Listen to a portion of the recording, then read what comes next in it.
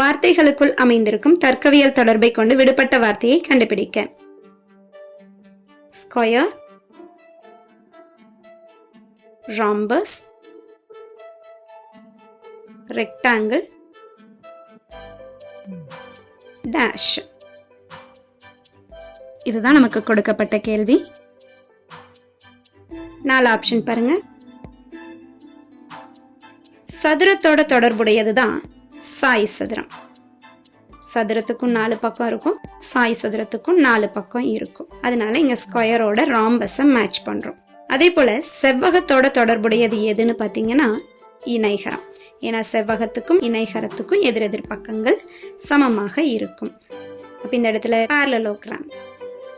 சரியான பதில் option D, parallelogram.